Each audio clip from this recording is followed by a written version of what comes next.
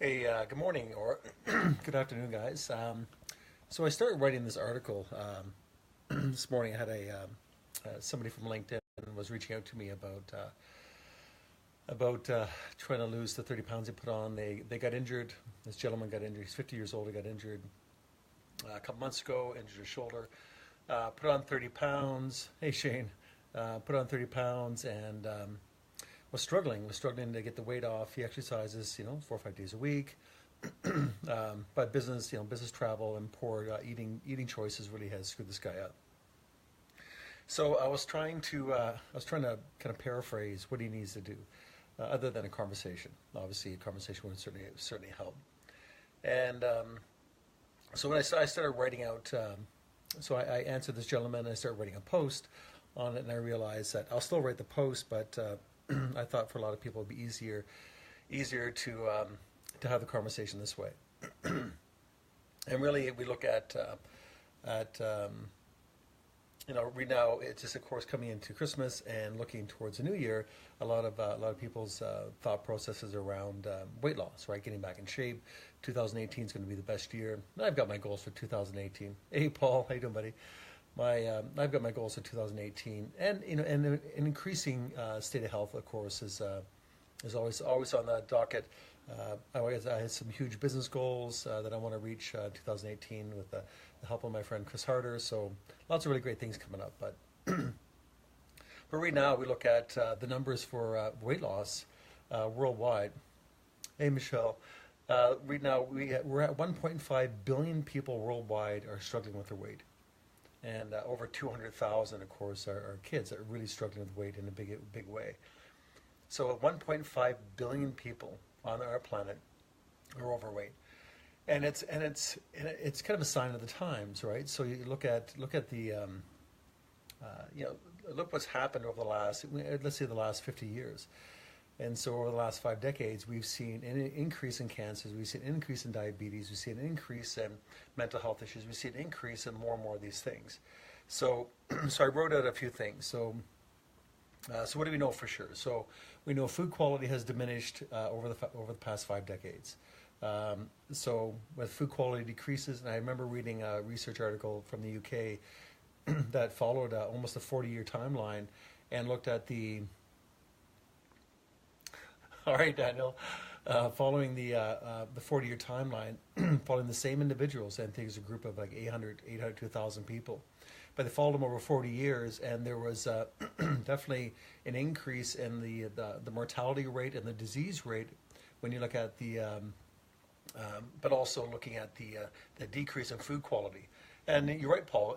In this day and age, we have more fitness solutions than ever before, and yet we have more. The health crisis has never been worse. Kind of makes you wonder, what's really going on. So there's 5 things. So we have diminishing food quality over the past 5 decades or more has been a real big issue. I grew up on a hobby farm, so I can see that. I know that to be true. We know there's been a big decrease in the need to be physically active over the past 5 decades, and then we see a correspondingly increase in weight issues and physical health. We know that it has been an increase in environmental pollution, which the body has no natural ability to remove, and we see a corresponding increase in our in obesity and serious health issues. And we know there's been burdening increase in the levels of mental health and emotional stress that people are trying to manage day to day, and we see an increase in the rise of obesity and serious health issues. All right, so you have lack of food quality. You have a decrease in the need to be active. We have a massive increase in environmental pollutants. We have mental health issues, of course, getting worse and worse, or becoming more pronounced on an annual basis. So lousy food, no activity, pollutants in our environment, and of course we have mental emotional stress. So I got a few things to contend with. So where do you start? So where do you manage all these things? And quite often, all these things are happening at the same time within at least the 1.5 billion people that we know and more, right? You don't have to have a serious weight issue to be struggling mentally or emotionally. You don't have a serious weight issue to be dealing with the ravages of environmental toxicity. And you don't have to have a weight issue even though you may not be as active as you should be. So, so where do you start on that whole chain of events? Because I know that's where a lot of people struggle. If you start with exercise as a medium in which to change your physical lot in life, that actually becomes a bit problematic. And why starting with exercise becomes a problem if your diet is, if your dietary behavior, for example, is poor, is that an undernourished body won't respond to the stressors of exercise very well. So exercise is a form of stress, and exercise can only be truly beneficial long term if we recover adequately. But if you start with a poor diet and poor sleep schedule, and you're overall kind of under the wire nutritionally, you're not going to respond to exercise very well. It won't feel good on you. You won't recover properly, and eventually you'll simply drop it because, well, it doesn't feel good. So why would you continue something that just doesn't feel good? What if you start dealing with, try to deal with environmental toxins? So you clean out your house, you get rid of all the potential fire retardants in your furniture. You get an air purifier. You look at where you live. All of a sudden, well, actually, I'm living in a city, or I live in an area with a lot of traffic, so I can't move. So how do I deal with that? So I can't move. I can't rip the carpets out. I can't just get rid of the stuff out of my furniture. I can't stop what people are spraying into the air. So that's a challenge as well. So I'll do my best. So unless I can move into the country where I'm not exposed to any of that, but unfortunately planes fly overhead, and we know the planet basically has been polluted from end to end. So we're kind of challenged on that end. Not to make you all feel bad, but just this is the reality of the world we live in. Putting your head in the sand is not going to change the fact that what is. How about dealing with the mental and emotional stress? Well, yeah, I mean, it's a great idea to start organizing your thought processes and really trying to stabilize yourself emotionally and really, find your path and find your way, for sure. But there's a but. There's a therapist that actually was introduced to, a clinic I was introduced to through a colleague of mine, Dr. Paul Anderson. And he introduced me to these people down in California who, it's a psychology group. But what they do with their clients as they come in, I was going to say patients, but their clients, people seeking a little bit of help to get their head organized, is that before they actually start the counseling session, they'll give individuals amino acids, and depending on the individual, depending on their case history, the variety of amino acids that they give to each individual will change, and they do this before their session. Why do they do that, do you think? Well, they give them the amino acids because it helps settle the brain down. And if you have a brain that's actually settled down, when they start talking to the client, trying to help them sort through some of the challenges they may be going through within their life, they're talking to a brain that's calm, not a brain that's undernourished and scattered in this kind of fight or flight cycle. So there's a nutritional component to our psychology. It's not a matter of just sorting shit out. There's a huge nutritional component to how we think and to our emotional stability. And if our nutritional patterns were powerful, then sometimes the degree that we feel a certain way can be really dramatically diminished, and then the problems we're looking at may not seem as severe, and they may not be as severe at all, but our reaction to them could be the result of a highly undernourished body and a highly stressed out brain. Right? And it's really important to understand that. It doesn't mean that if you're currently struggling that you shouldn't be in conversation with somebody. By all means, I'm not saying get rid of it. I'm just saying that sometimes if the conversation's never-ending, if you find yourself in a never-ending loop of stress and reaction and overreaction, it probably has a lot more to do with our nutritional profile than it does anything to do with our inability or our world being that bad. Right? Only you know for sure. But again, I think it's one of these things you want to explore. So here we have it. So we have. Do we start with exercise? Do we start with our mental health issues? Do we pack up our kids and leave the country, finding a safe space in which to breathe fresh air and clean water? What do we do? And the problem is, for the most part, is that we are where we're at in our living environment, so we can't change that. So we live where we live, and that unfortunately may not change. We work where we work, and that may not change. We may not have much control of that currently. Something we may be working towards being physically active. We may be currently physically active and not getting the results that we want, or we may be thinking about, I haven't really done anything for my health. I'm really behind the 8 ball. And my suggestion is certainly is the nutritional part is the best place to start. And when we look at the nutritional part, there's one caveat to it. So if you go from a really lousy diet, let's say Tim Hortons, basically is your neighbor, and you're through there 2 times a day, and you eat that style of food, right? Just really kind of not very great choices, and even most of the food being somewhat processed, which unfortunately most of the food is nowadays. So if that's kind of your deal, and then you decide to start eating healthy, and which is an amazing step, and certainly something that it's really important to do. If you start eating healthy, coming out of a bad diet, will that have the impact you're looking for? And actually, surprisingly enough, for a lot of people, it won't.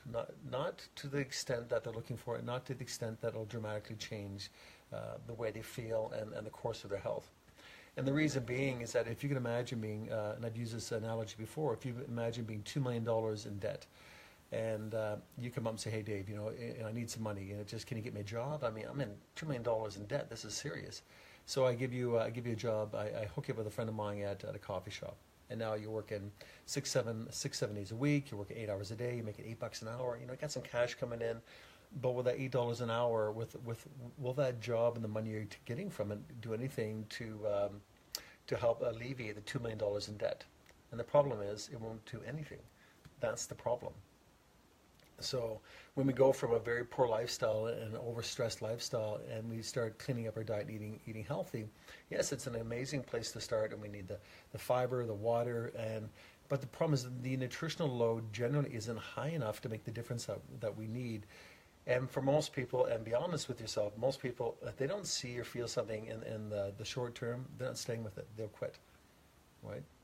That's a huge problem, and that's just part of the unfortunate part of human psychology nowadays. That if you can't make me, if you really can't change the way I feel in the short term, I don't have the endurance to stay with it long term, and it's an unfortunate part of human psychology, but that's simply the way it is, right? In a very get fixed quick society.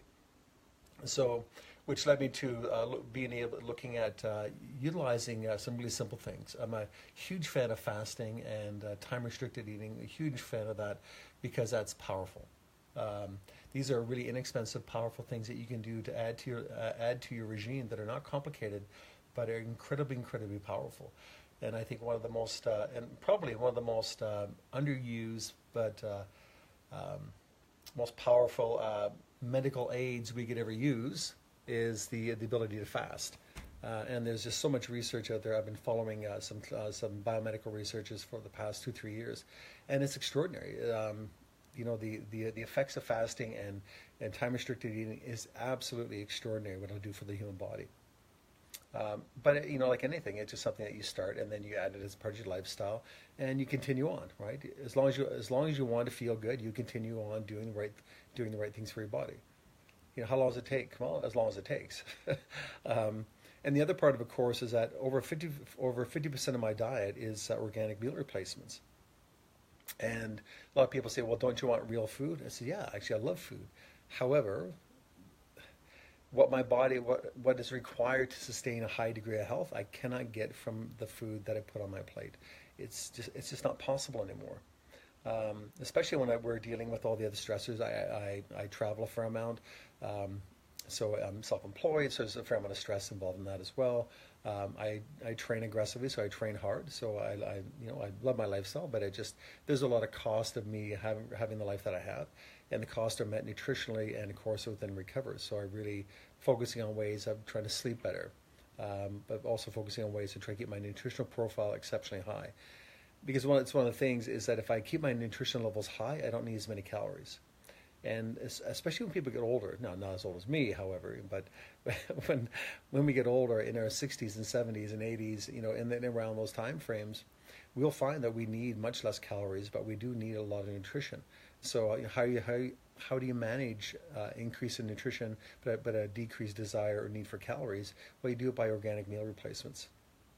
And to me, it's been the absolute game changer. And of course, part of the challenge that people that have when they're introduced to that sort of thing is that the vast majority of these incredible products are all sold through network marketing. And so when somebody goes, well, I like the idea of the product, but I had 800 people try to beat me over the head with this product, and it really was quite annoying.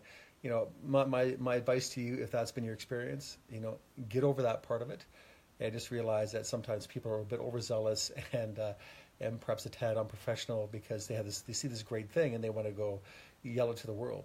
I mean, I've had, it's no different than somebody finding or having a religious epiphany and then going around and driving everybody crazy with it, right? So I equate it to the same thing. So I take it in the spirit that it's given, perhaps a little bit unprofessional and a bit overzealous. But however, the reality is a lot of these products that are sold by the companies, again, my company of choice, of course, has been Isagenix for the past 8 years, simply because I love the science behind it and I love the way all the products work together. But whatever you use, it's just whatever you're going to support your diet with, it's something that you're going to do on a daily basis, and you'll do it, as long as you want to continue to see the results. So, I exercise frequently throughout the week, and I have done that for over 25 years because I like the results. And if I stop exercising, I stop getting the results.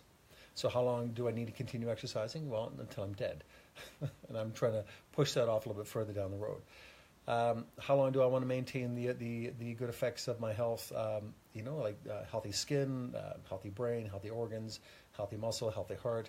Well, I'm going to continue exercising and using my eating the way I eat and using my supplements in my diet. I'm going to continue on until I'm dead. Why? Because as soon as I stop these things, the effects go away and the body starts taking another path. Because the stressors don't go away. The stressors simply do not go away. My ability to withstand the stressors actually change, but the stressors won't go away. So, and again, of course, the same thing goes with my emotional mental health. Nutrition plays a massive role in that. So does exercise, of course. So those two things, if I put those two things in place and consistent with it, I manage my mental emotional stress much more effectively than sitting there. Absolutely, Paul. Than just sitting and stewing in my own emotional juices. And it makes a big difference. However, exercise without nutrition doesn't work because exercise, as I said before, just becomes a stressor. But it's just, again, it's just this interesting thing when you look at all these things that we're contending with, where we start with our diet. And again, I'm a huge believer and the utilization of supplementation to support our diet, because I don't believe a diet by itself for people that are struggling and trying to move their health forward, either physically or mentally, just a healthy diet by itself is ambiguous and it's just not going to make the grade. It just doesn't work. And of course, the evidence is things just keep getting worse every year. So it really, it's really kind of up to you to make those kind of decisions, but be consistent no matter what it is that you're doing. Be consistent in your behavior. And the body only recognizes consistency.